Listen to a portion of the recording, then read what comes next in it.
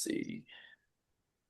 Before we start, let's see. My name is Mark, and what we'll cover today is just a little bit how to read a Steiner text. Kind of the man we learned from was a man called Mortimer Adler, and he wrote a book called How to Read a Book. And what Adler did was, if a book's truly great, there's like the great books, he said you should really pay attention to what's in each paragraph. And his story was that he was at Columbia and he belonged to various study groups, and one of them was a poetry group. And he realized that there were a couple of really great readers in his course. And when they would make a comment, the comment had substance.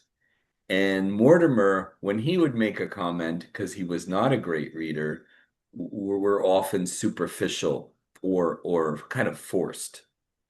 And he started to pay attention and talk to people and see what the good habits were of good readers, people who had really brilliant insights. And George O'Neill, the man who kind of figured out Steiner's style, that book influenced him a lot. So he had something to work with that each paragraph in a great writer's book is like a heartbeat. And so you're reading these paragraphs and each one is communicating something important. If a book is not so great, it doesn't do that. And so you want to what Adler's goal was is by reading carefully and taking notes, you become like as smart as the author. Like, oh, I understand what he's saying. You're entering into the same flow of thoughts that the author had. And there's no shortcut to do that. You have to take notes. You have to care. If the author cared, Adler was like, you should care too. And then what he found out was you should not only look at what is said, whether it's well argued, but also eventually how it's expressed. And that was a good lead for George. So, before discovering Steiner's method, the story goes is that George observed plant growth. And he did what Goethe did, started with the seed and looked at the different developmental stages. And then there's a point where there's a flower and the flower leans sideways and then goes into fruit. So even a plant has this kind of curve, like the double helix of genetics. Like there's this winding and kind of coming back to the seed point, going up to the leaf, coming back to the seed. And that's kind of a not a mechanical process, but it's an organic process that has a lot of interrelationships. And it's through George's study of plants that he had an idea of what this organic process was. And as maybe some of you know, the word polarity or symmetry is really important in Steiner's texts because that's one of the basic laws that makes them, well, first of all, in a category with other great writers. So if you look at New and Old Testament, Plato, certain great pieces of writing, they almost always have polarity, whether the author was conscious or not. And so Steiner takes that tradition, according to George, and he makes it a little bit more flexible, a little bit more sophisticated. He's able to bring kind of his modern consciousness to what used to be a simple repetition in the Bible. Like they'd have A, B, C, D, D, C, B, A. It's all over the Old and New Testament, and that was called chiasmus. So if you research that, so we'll look at maybe a little bit of this chiasmus on this text. Another important point with all of Steiner's writings is there's a midpoint. So if a chapter has 19 paragraphs, right, then the midpoint would be 10. If the chapter has 24 paragraphs like this, then you'd see whatever that midpoint, if I could count better, I guess that would be 12 and 13 would be a midpoint. And it's a very rare occurrence that Steiner doesn't have a midpoint in a chapter. And it sounds maybe a little bit mathematical, but one of his claims to fame was that he had a mathematical style. So there's a famous lecture cycle by Steiner, a lecture to the workers, and Steiner says, take things that you take for granted and turn them upside down, and they'll probably be true. And so, like the typical one Steiner gave, he said, like what's true is a straight line, the shortest distance between 2 points, or is a curve line, the shortest distance. And then Steiner says you have to force yourself to see the curve line as the shortest. Like, get this out of your mind. Does that make sense? And then he says, if you have, let's say, a whole, and then the whole has parts, what's bigger, this part or this whole? And then Steiner says, force yourself to see the part as bigger than the whole. So, I don't know, like if you ever throw a ball or see an airplane fly, it kind of always flies in a curve. Why doesn't it just stay low to the ground, right? And there's something in reality, this is how things work. In our mind, this is how things work. So when you think logically, you're either synthesizing or analyzing. And when you synthesize or analyze, you're either breaking apart wholes or synthesizing parts into a whole artificially, which normally we call prejudice, right? So you're either breaking apart wholes when you analyze, and the mind almost always functions in this logical category of synthesize, analyze. It's kind of how we get ourselves into trouble. So what Steiner is basically suggesting is that you want to look at a whole process, and you can only do that one thing at a time. So in the beginning, you're sketching slowly but surely the whole. Once you know that whole, you can start to see how the parts interrelate.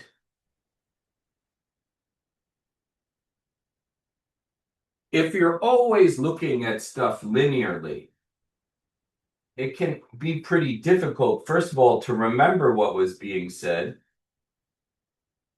but also to interrelate the parts.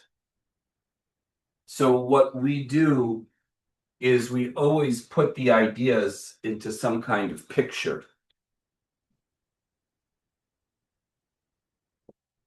And from that picture, you have an easier time seeing what the author did. And this is no different than the way Goethe sketched for 20 years. He didn't remind himself how a plant grew, right? He's not like, oh, I saw it yesterday. No, he started sketching, and through the sketches, he developed that ability. And you're basically going to do the same. Through sketching the text, you're going to learn at a deeper level what it's actually saying. If that makes sense.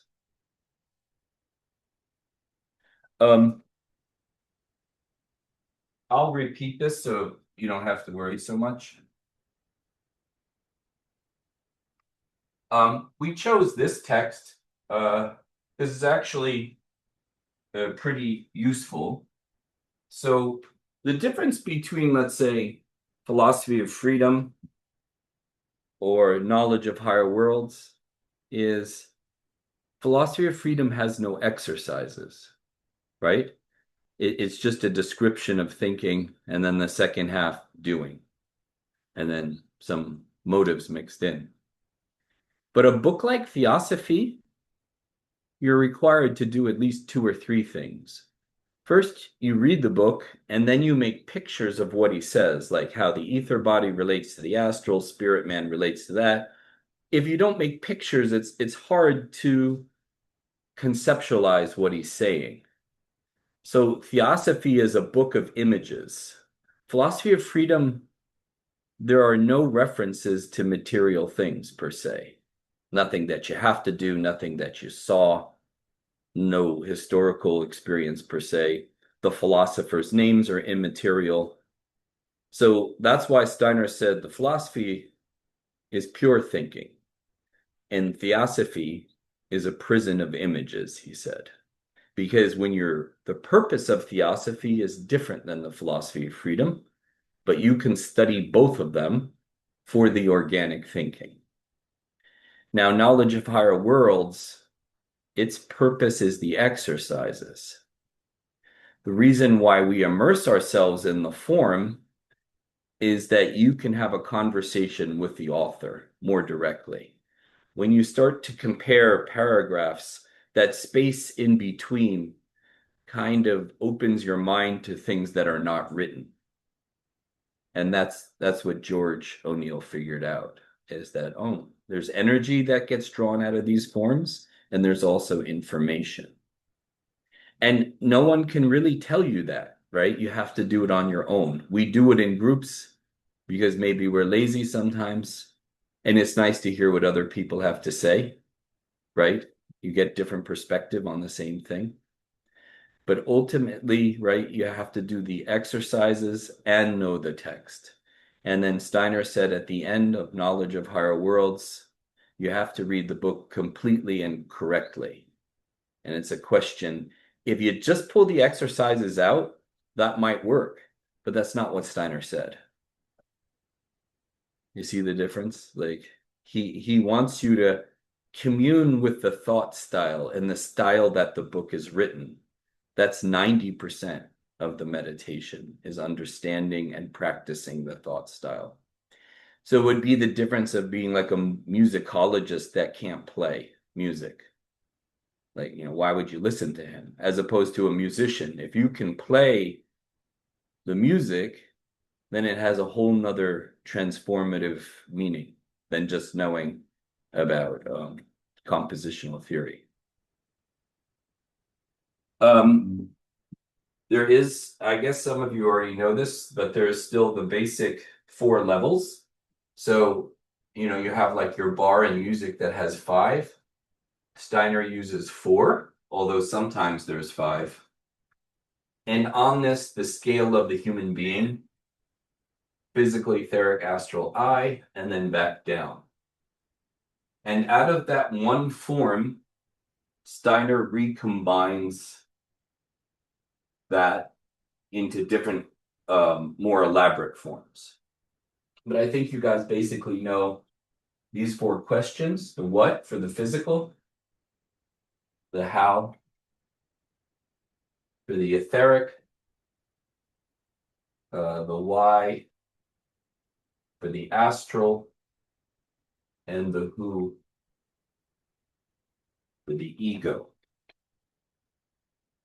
And what we'll do today is we'll just look at the first 4 paragraphs so that you get a feeling of how to read carefully. The tricky thing with this book is that, unlike the philosophy of freedom, each paragraph in Knowledge of Higher Worlds will carry 2 or 3 themes. So sometimes you have to include them all, or sometimes you have to leave one out. Otherwise, you're not making a synopsis, you're just repeating what he said. You see the difference? So some of the art is to find the essence of a paragraph. Steiner also said, in order to know a chapter, you have to repeat it 50 times. Some of you have a photographic memory, might not need to do that, right? But for the average person, it's not so much about how much you read. if you know knowledge of higher worlds, you know that a lot of the exercises repeat in different forms in different chapters. Sally has a great file for some man that took every single exercise and even the sub suggestions that Steiner made and put them on thing. And there's like a million exercises. How are you going to do that? I mean, you won't have any time the rest of the day to do anything, right? So George recommends picking a chapter and practicing it, right? And then when you have time, you can study the whole book. But for your own personal benefit, it's better to master one chapter than none. And so let's any questions so far about this or anything I've said? No? Okay, good. You guys are easy. Um, oh, Charlene? Yeah, sorry. I'm a little bit delayed here. I do have a question, and maybe you'll answer it later, or I could ask it later. But is there some value, like similar to medicine? Some doctors know a little bit about a lot of things, and other doctors know a lot about little thing about one thing. Is there some value when we study a book together for both types of people to be present, or no?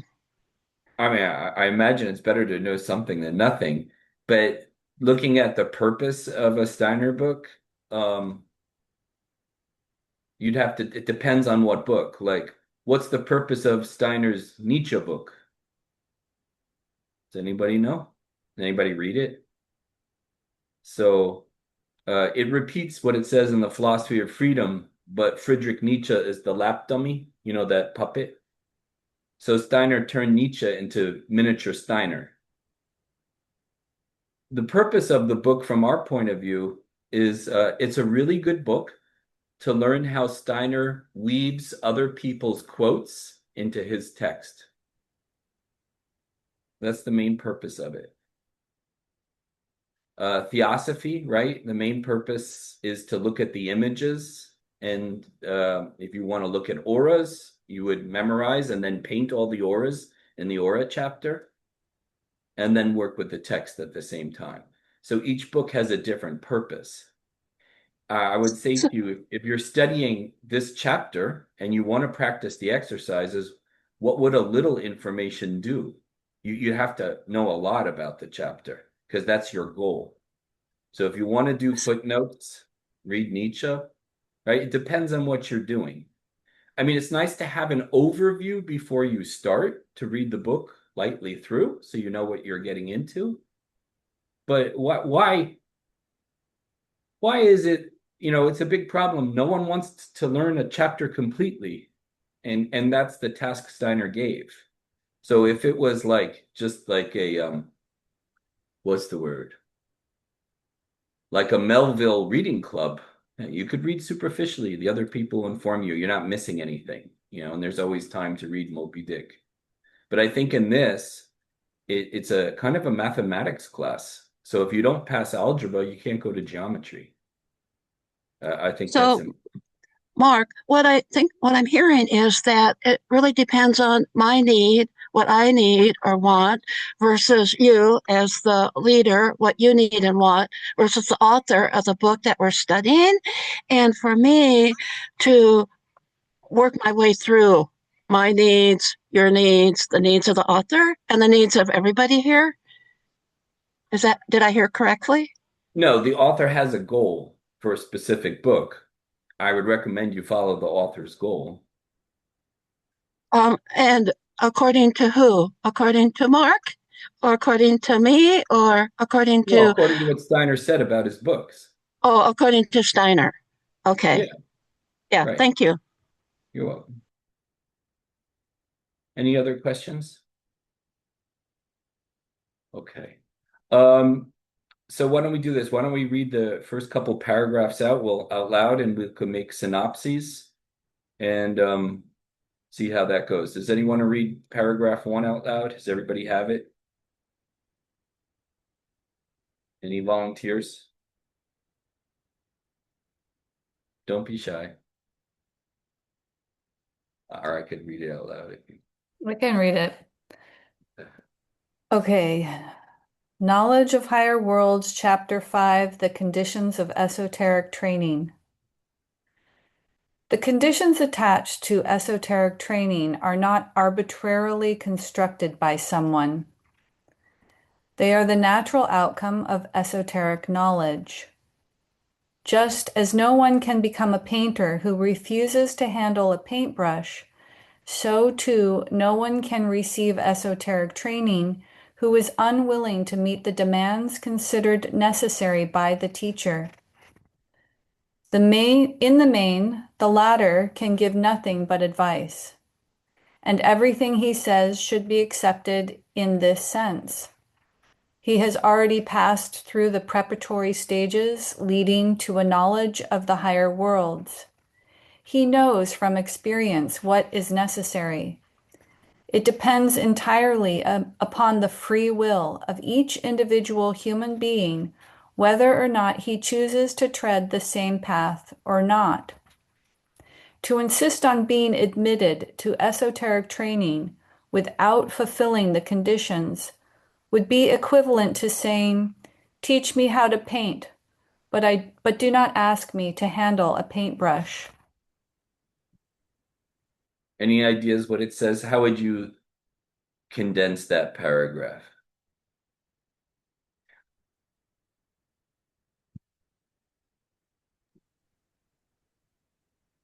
Into a sentence or a word? And whatever you like. Well, it's the requirements, and you have to freely choose to pick them up.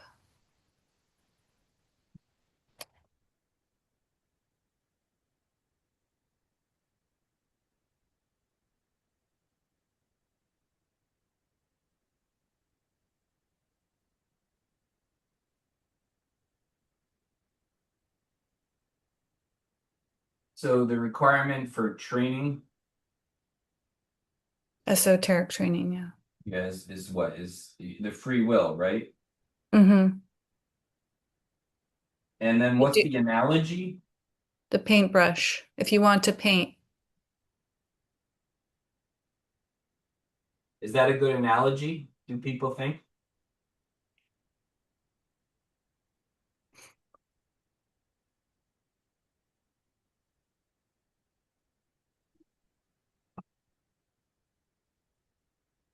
Do are some painting schools better than others nowadays? probably, but you still have to pick up a paintbrush. Right, you still have to do something.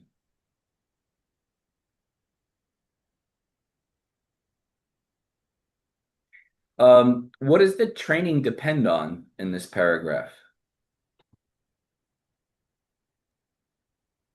Being willing and open-minded Yeah, and then where do you need to go to get the training? to an expert. Yeah, you need an expert. So One who has already passed through the stages.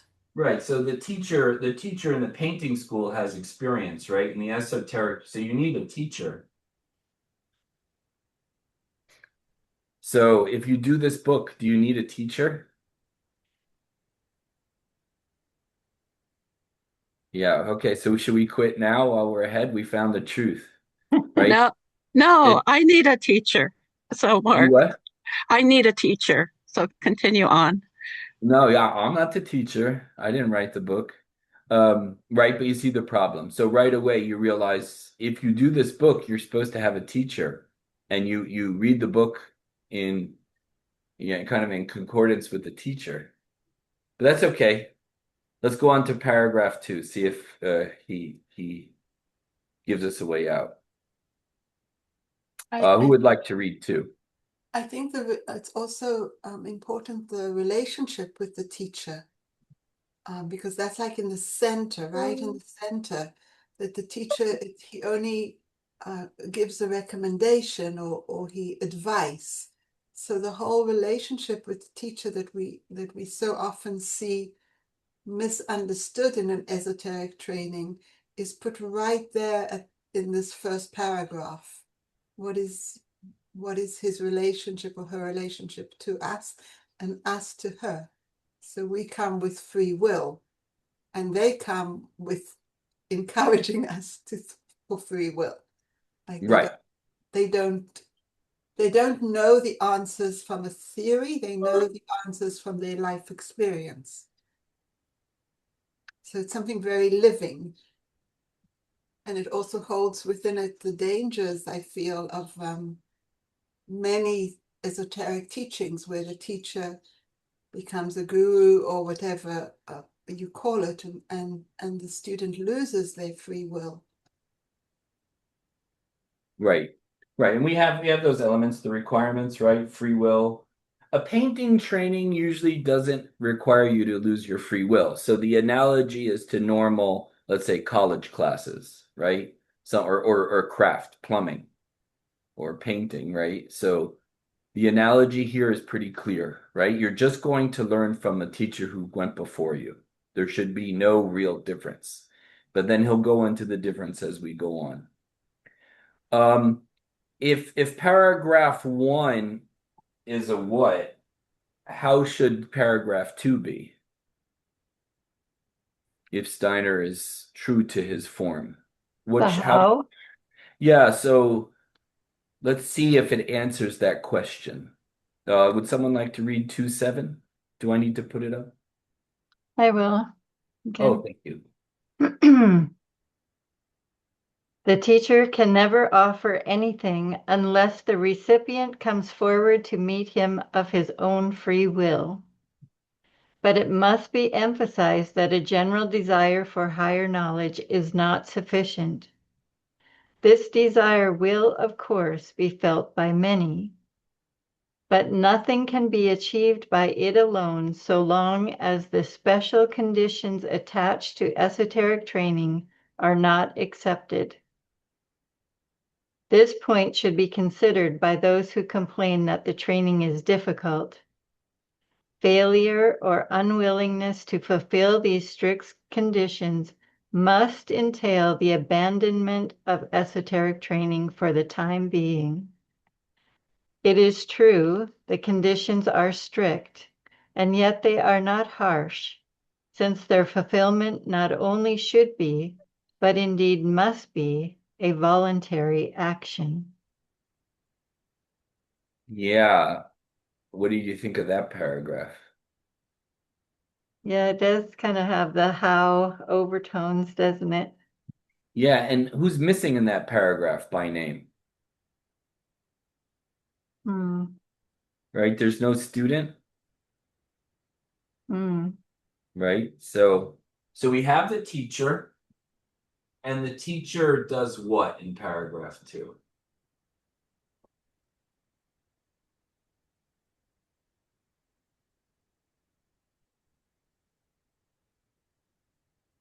Hmm. He So gives a the teach, warning. yep. Sorry, go ahead. He gives a warning. Yeah, he gives a warning, right? And what is the warning?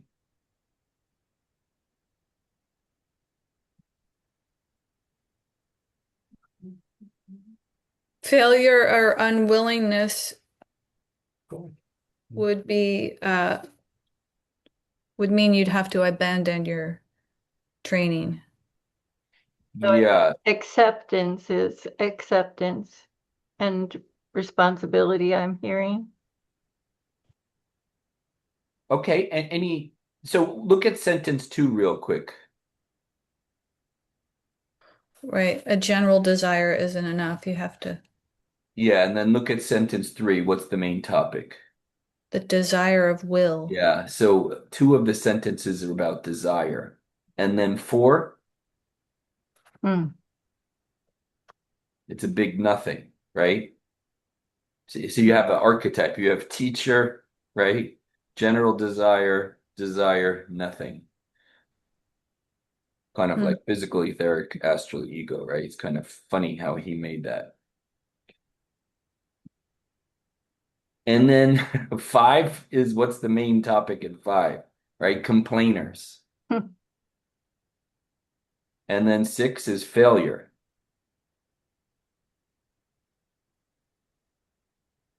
So the teacher won't teach you, If what? If you don't really want it and pursue it out of your free will.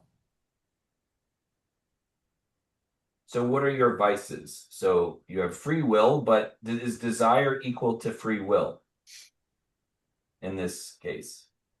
No. No. So desire doesn't work. What else doesn't work? Unwillingness to fulfill the conditions. Yeah. And then, of course, complaining.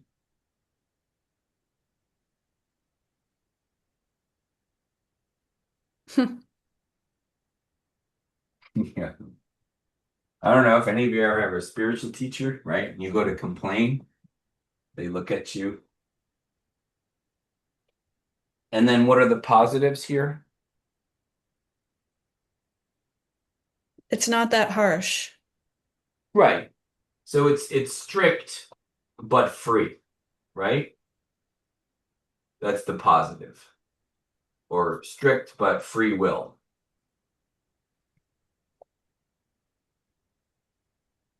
So two is kind of a negative how, right? Like these methods don't work. I really want to do it, but I don't want to do it today, right? Or I'm busy. And based on that, what should paragraph 3 say? Hey, Mark, I have a Yeah. question. For me, this paragraph does seem to be the how, and it's the relationship between the teacher and the student, as Maureen was saying. This would be the how, the relationship that the student Yeah, and yeah. teacher have. Yeah, and so is one, but this one might be a more active relationship. So I agree with you. So it's a, let's say the student teacher, but now it comes into the activity, right? So there's never one right condensement. So if you want to focus on the relationship, that's perfect too. So I'll put that on the board. And the question is, will paragraph 3 also be about the relationship, right? So we'll see. Would someone like to read 3?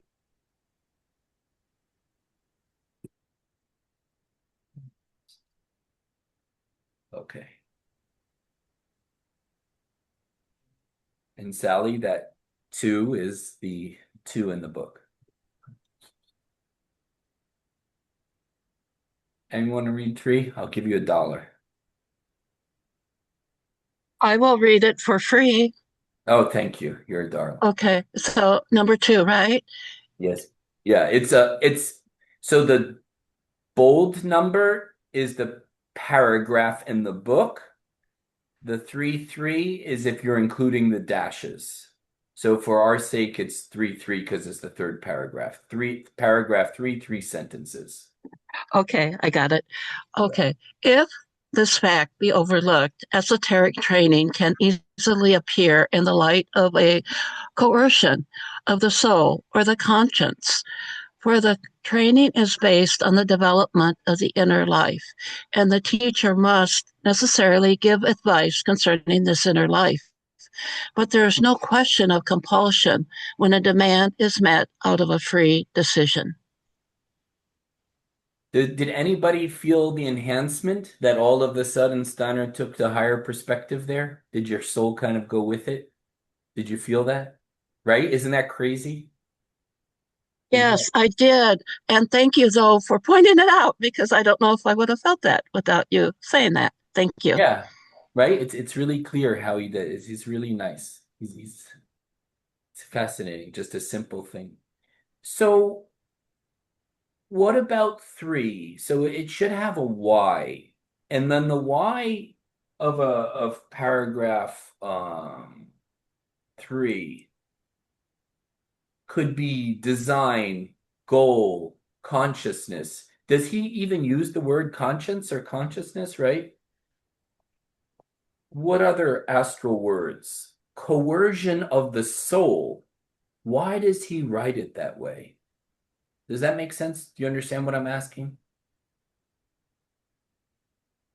Hey, Mark, I have a Yes, yes. question. He Mhm. he does use the word conscience, which Yeah, often sounds like consciousness. right. Well, what do you think And of conscience on the astral level?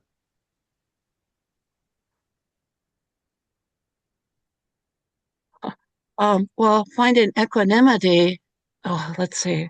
Yeah, that's a hard one because antipathy, sympathy, right?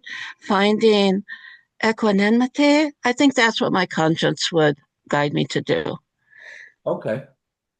But look at sentence one. What kind of astral words do you see in sentence one, paragraph 3.3?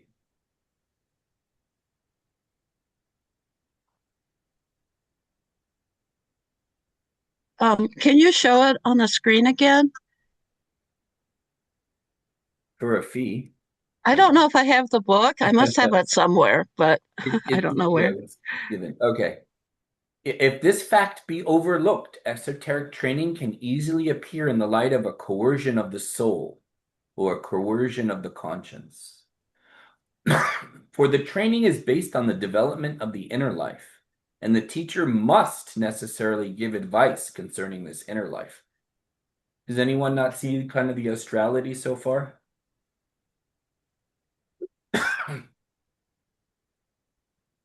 Nobody? No one's talking to me.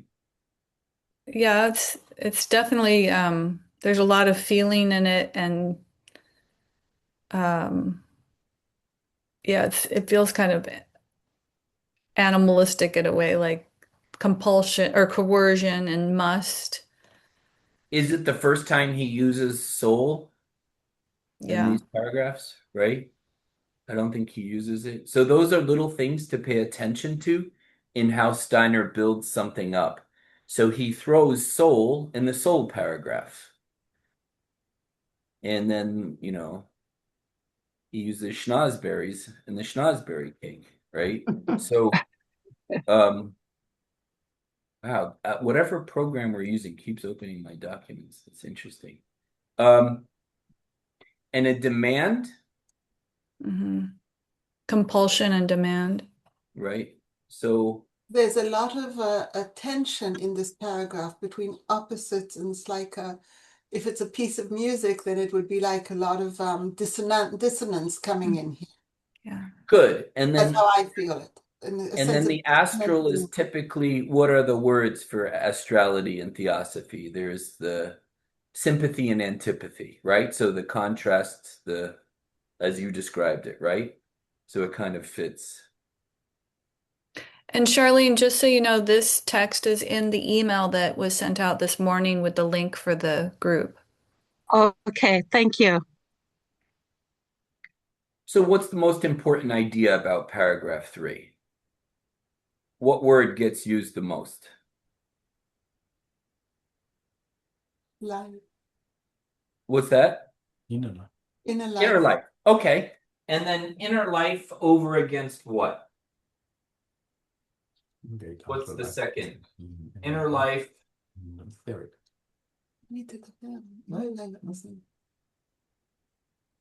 and coercion, right? Isn't that the question? How can I have an inner life if someone's bossing me around? So, how does he solve that tension? So, the esoteric training can appear as coercive. And what's the but? But not if it's met out of a free decision. Yeah, because he's telling you what to do. That's the conflict. He says a demand on your. So, let's say, whatever, your teacher says, you got to clean this up. And then you have to say you're right. I have to clean this up. I'll go do that, right? I'll change this part. Is that compulsion if you listen to the advice of your teacher or if you listen to the advice of your painting teacher? So there's a question of inner life versus coercion, and the answer is demands are met freely, right? There's also a movement between, in the first paragraph, acceptance accepting the conditions. And here we are asked to already make a decision. So it's beyond it's another level of acceptance Right. from the side of the student. I From mean, the right. so it's like you go on a journey and then there's challenges, and you have to, your first step was accepting that you're going on a journey, but when the challenges come, you have to stand there and really say, am I willing to meet these challenges? It's already on a level of decision, because just acceptance is not going to get you through the challenges. No, you actually have to do something, right? You have to become active. So there's also a movement here with the student that their soul life has to become active, Nice. because you're meeting this more resistance from the teacher. Not resistance as in against, but resistance as in uh, waking up. Mm.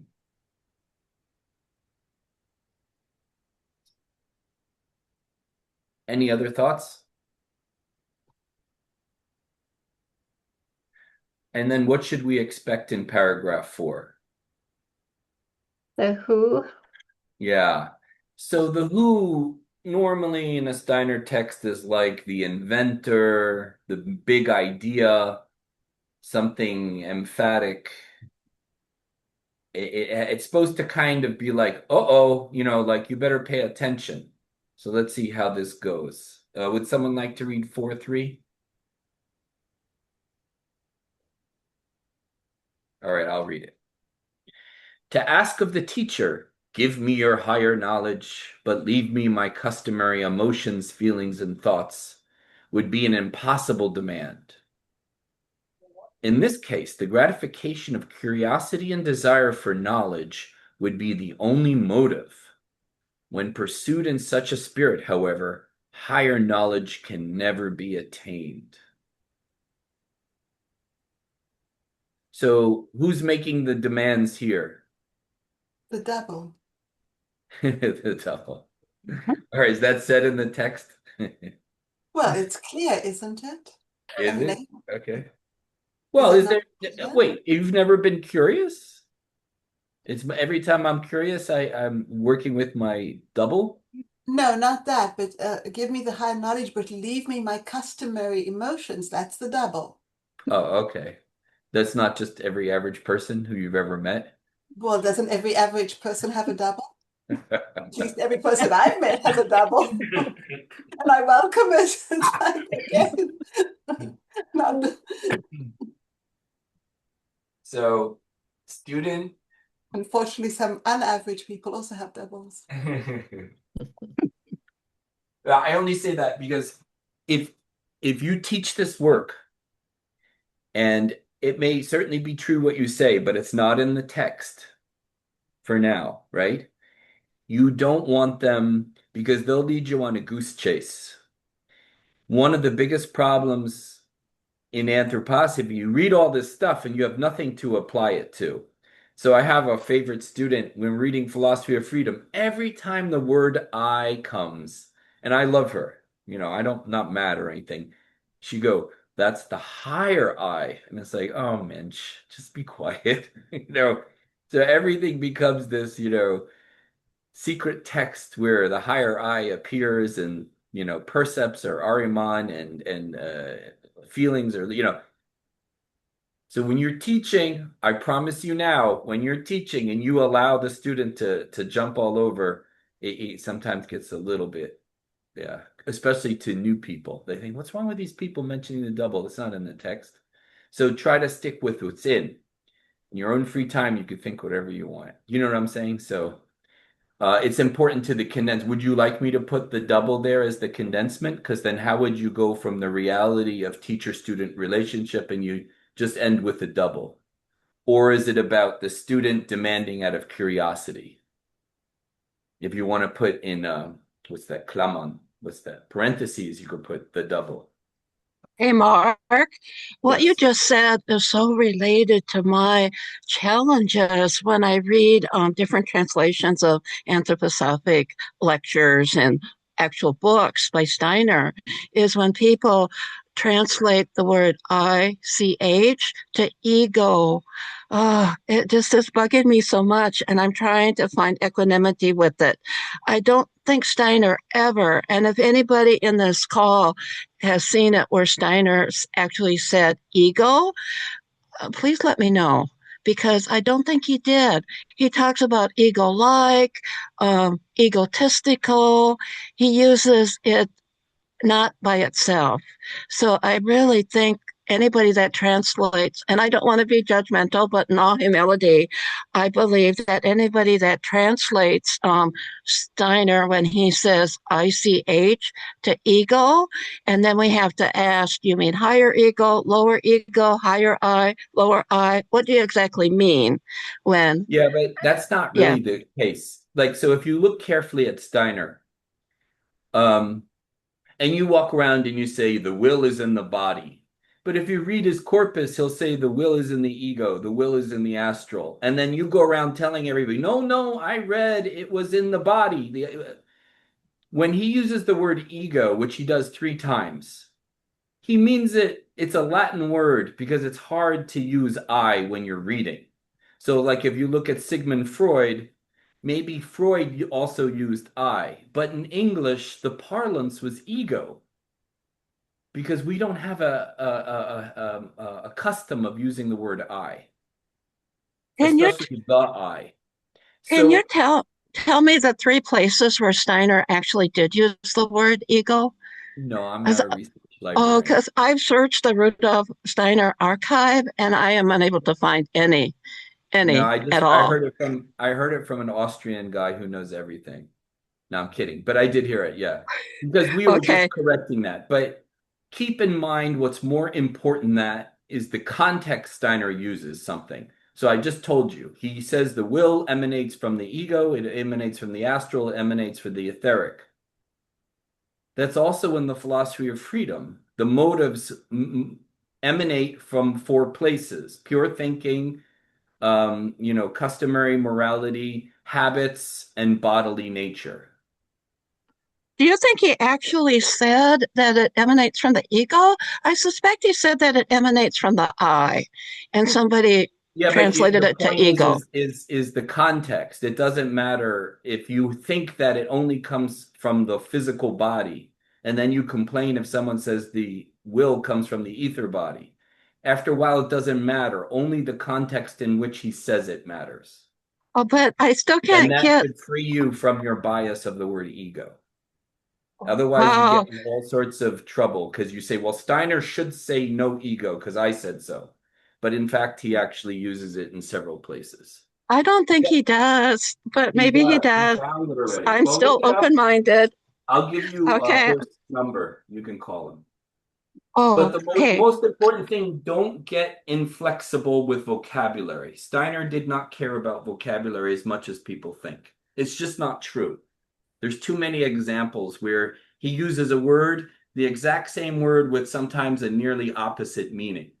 It's all contextual, 99% of the time. So, yeah, you don't want to become too rigid because there's always an example where he challenges that. Yeah, it's contextual. Yes, Yep. so Okay. true. Thank you. Super. You're anything else for sentence 4 or paragraph 4? Did we leave anything out? So the student demands from the teacher knowledge, and then what's the problem with that?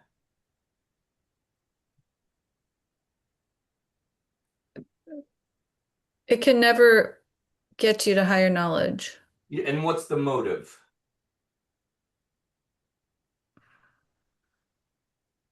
Gratification of curiosity. Yeah, so it's And so it's the desire for curiosity. So curiosity never leads to knowledge or higher knowledge, right? How do you spell knowledge? With a D and then a G and then an E. Okay. So Mark, it feels to me like he speaks of 3 different um, challenges. Um, the one is what is comfortable for me, which is customary in my soul life. The other is the tendency of something in my soul life to become curious, but not um, and and the other one is desire. So it feels like he's created a kind of not polarity, but like different. Um, I feel that curiosity and desire have a, I don't know again what the German word might have been, but it feels like a polarity there between curiosity and desire, and what is comfortable, what is known. So these three things need to be. I feel like he's addressing those parts inside of me. Um, and then he gives the word spirit, which is actually also the first time he um, mentions the spirit here rather than the life, the soul life. Right. But the dangers are in the soul life, and then is given this spirit and higher knowledge. I don't know, something there is like asking my attention, like I would asking for deeper listening. Um, In four or in all together? in the dynamics, but in this paragraph, the dynamics that is happening here, or the movement that I feel is happening here is um it's like someone is again, I don't know why music, but like someone is tuning my instrument and wanting me to be able to listen on a more um uh, precise tone, like they're trying to get me to, like they're doing what curiosity, and then they're doing the key, and then desire, and what is comfortable, and they slowly trying to move me into and like another um energy of consciousness somehow, so that this I can hear the spirit. But those are the things I need to be aware of as I walk the path. That's what I'm hearing in the words and in the dynamics. And um, Yeah, as you're talking, I'm realizing that it's like if those are the only motive, then it's just not going to work.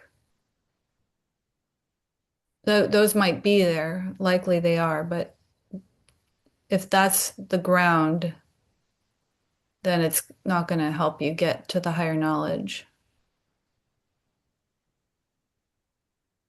Well, I said, what because it's like a first reading, so what the job would be to rewrite your synopses and preferably in a tight sentence. And then as you rewrite them, you want to, on the one hand, they seem to all kind of say the similar thing, right? So if you go to one, um, painting is a free will experience, right? So in one, there's this free will element. And then again, he addresses, look, in paragraph two, um, there's the desire now is the desire maybe to complete the training, right? So there's you're strict. There's a strictness. It's strict but free. So here it's a training that's free. Now it's strict but free. And then there's an illusion that arises that you're free to meet the demands. Why?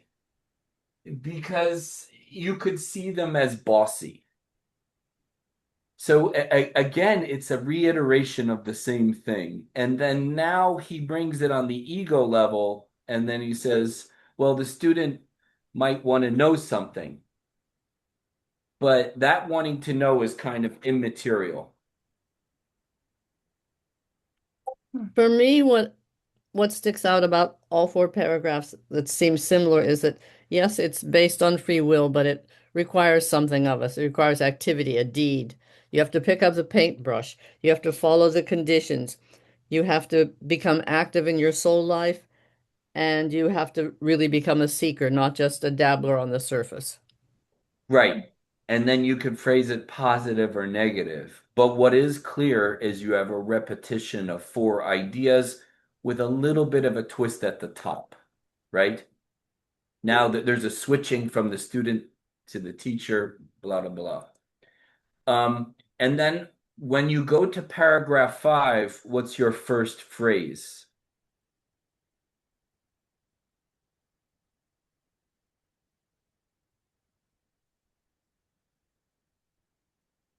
Right?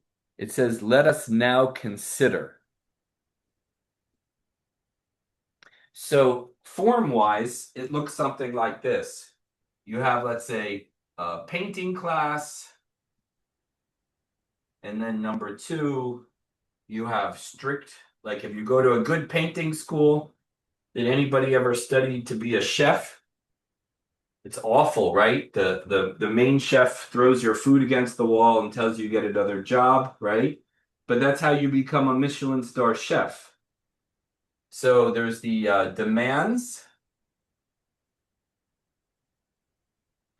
And then here could be on the top the student's mistake or the student's demand.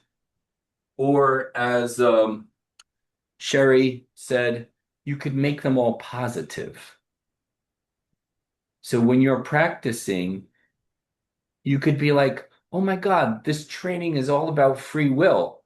I can meet the strict requirements because I know my teacher's good. And some people might criticize it as coercion, but it's really about free will because, as was said before, it's a training. And if I were to consider asking stuff I'm not ready for, I know my teacher would block me. You can phrase it positively. So part of the text work is to find your own way because there's so many opinions in each of the paragraphs, but you have to find one red thread that holds it. And when you start to memorize it and learn it, it's going to be from your own point of view. You don't want to leave stuff out or make something up that's not true. But on the other hand, as you're rewriting, remember a little bit what you're focused on. It's okay to be a little bit one-sided. Otherwise, when you present, you sound like one of those corporate events where they thank too many people, something like that. So you don't want to be too inclusive in your condensments. And then I was asking you guys, we have these first 4 paragraphs going up. What happens at paragraph 5? How does Steiner turn it inside out? He says, let us consider what?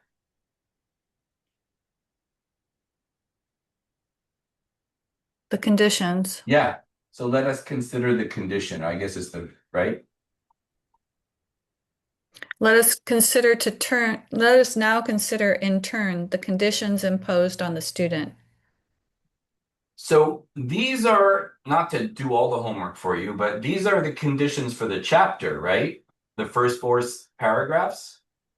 And then he turns inside out, and then he tells you, now that you've heard what you need to know, he's going to tell you the rest. Does that make sense? So he's turning it inside out at the top. And Steiner often uses let us think about what I just said. He'll judge what was prior. That's the way you make the law of inversion. So when you have, let's say, in the archetypal plant, I know it's a little bit small, you have the leaf growth, the bud, and then you have the flower at the top. And that you have kind of here. At the top is the ego level, and it turns inside out. So now he's going to look inward. And so the next 5 paragraphs won't necessarily be about the freedom of the student, but the content of the soul exercise. Does that make sense? And then as you outline this, try to move with him. He goes 1, 2, 3, 4, and it's like a dance. Turn. 5, 6, 7, 8. and it's a rhythm, and then they correspond. So you should feel that when as soon as he says, "Let us now consider," he's turning inside out. I can hear it, right? I mean, what does he have to say to you? I'm turning inside out now. No, he doesn't do that. He goes, "Now let us consider. Now let us go inward," right? Let's judge what preceded, or allow me to actually start the book, right? So look Is, for those gestures. Those gestures is what makes new thinking. The content you already know. is Hey, it Mark. possible? mm, Oh, Is it sorry. is it possible that he's that the first paragraphs actually have to do with the teacher? Like he was introducing himself, and then he says, now let's look at the student. You can see it any way you want because you know from the first paragraph it's the student-teacher relationship. But here it's kind of like not a scolding, but he's setting you straight. If you remember from physical etheric astral eye, form is usually the beginning of something. You do the parameters, and out of those parameters, everything grows. So these are the strict parameters. And then the rest will be the exercises. So there's many ways to see it, but you'll begin to feel it. You can call this whatever you like as long as it's true. The appellation is not important. If you want to call it the student teacher or the student's rules, it doesn't matter because eventually you're going to know and see all 24 paragraphs at once. So you'll have a screen like that, right? And in the screen, you can move freely through the thought form, backwards or forwards. And that's where you get a certain power from. So in the beginning, your mind to see what is. Once you've mastered, you can recreate it any way you like. When you apply the rules, new messages come out of the text. Do you know what I mean? So you're Israeli, right? One time I showed this to a rabbi, and he said, "Oh, I do that with the Ten Commandments." So he says 5 and 5, and as you compare Commandment 1 and 10, a relationship exists. If I compare 8 and 3, a relationship exists. And in that relationship, I learned something about the Ten Commandments that's not written. This is no different. It's an old thought exercise. It's just it got kind of forgotten. The other thing is, of course, is the Ten Commandments the best thing to study? I don't know. And this is written for that purpose, right? Not inspired, but written.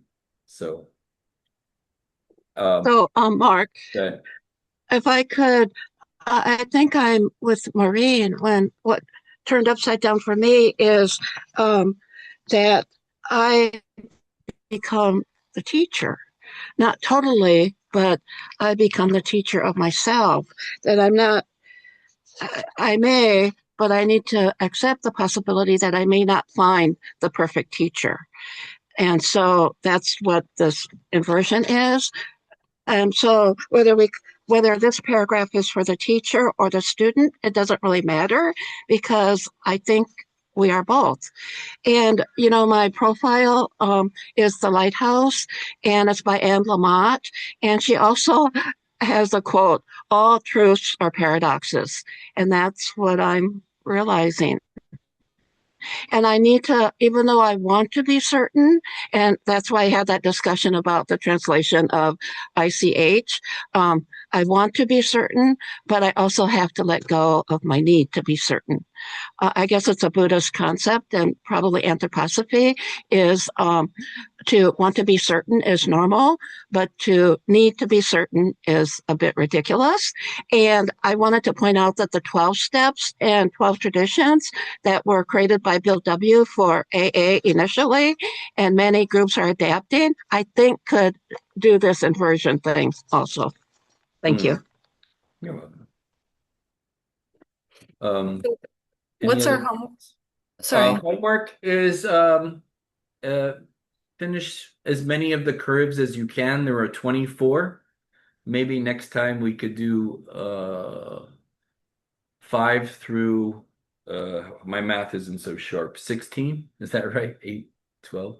So try to get through the next 12 paragraphs, and then we could cover that together. Because if you yeah, if you do it in advance, then it makes my job easier. Um, yeah, and then we'll go through it slowly, build it up. And if you need help, you could always email me. I certainly help you. Yeah, it's good if you make your own synopsis and then we could share them and then you could kind of see if you're good at making synopses or not. I learned a lot when I first started. I was awful at making synopses. I would make synopses that sounded good, but they didn't represent the text. So hopefully I stopped doing that. But it's a good learning experience. I recommend you read Mortimer Adler if you get a chance. The older edition of his How to Read a Book. It's a fantastic book. It's and it's a Sorry, can you repeat that? I didn't quite get oh, that. Mortimer Adler's book. I recommend you if you get a copy, How to Read a Book by Mortimer Adler. I can put it in the I can send the link to everybody. It'd be Um great if you could maybe post it in the space in the yeah, I'll post it in the space. sharing. Yeah, I'm sure there's bootleg copies everywhere in PDF files. The older edition is better, and I'll put the older edition in. You can get it in any library everywhere in the world. So, um, but it really clears your mind of nonsense about how to read, why you're reading, all of that. And he has a great writing style. It's one of his better books. I don't know if there's any Adler fans anymore, but yeah, so for next time, make as many condensed as you can, possibly up to 16, and we'll do our best to get through this and have an experience of the text. Good. Well, thank Mark, you, can I, everyone. Yeah, you can, if you have questions, I'll stay. Otherwise, I'd love we're to all ask, free.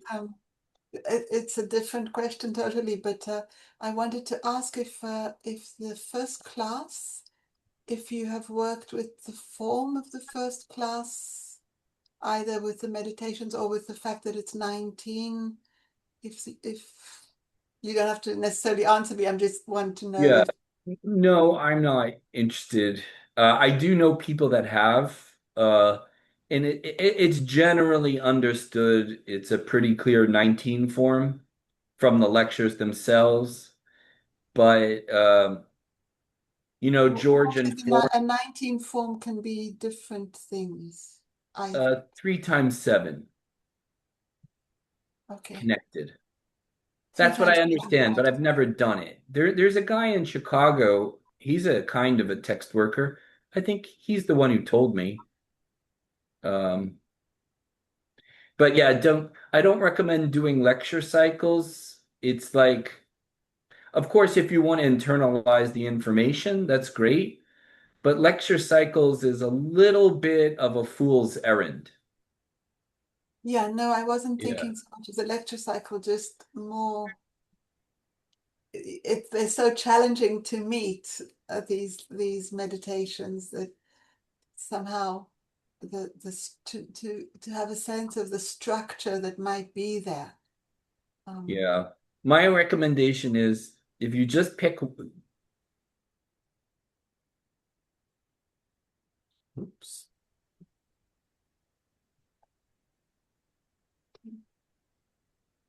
Did Mark freeze?